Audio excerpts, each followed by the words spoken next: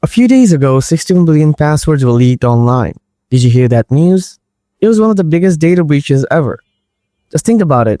There are 8 billion people on Earth, and twice that number of passwords were exposed. The most Android phones are linked to a Google account. That same account is used for YouTube, Gmail, and more. And don't forget your passwords for Facebook, Instagram, Amazon, PayPal, and other services.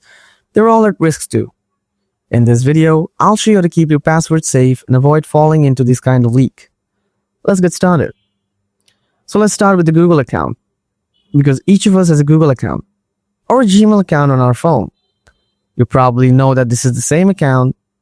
So on your phone, go to the Settings app, scroll down a little bit.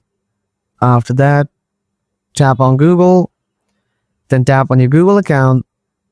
Again, tap Google account. Now slide left, tap Security, scroll down, tap on Password, change your password from here.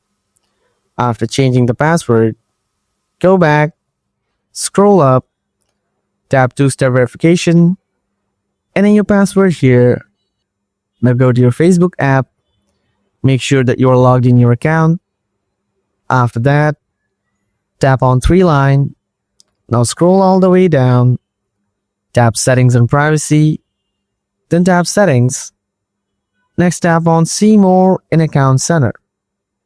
Now scroll down a little bit, tap on Password and Security, tap Change Password. Now make sure to change your password, then go back, two-factor authentication, and make sure to enable. Now go back, scroll down, and tap where you are logged in. Now delete devices here that do not belong to you.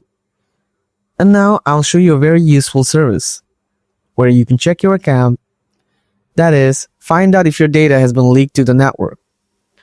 So open up Google on your phone or on your PC, then search Have I Been Palmed? Then tap on first URL. Now enter your email here. Then tap Check. If it is confirmed that your passwords or other information has been leaked online, then do two things for your account. Change your password and enable two-factor authentication.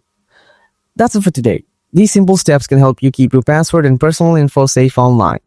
If this video helped you, make sure to hit the like button. Got questions? Drop them in the comments below. Thanks for watching, and I'll see you in the next one. Until then, stay safe and take care.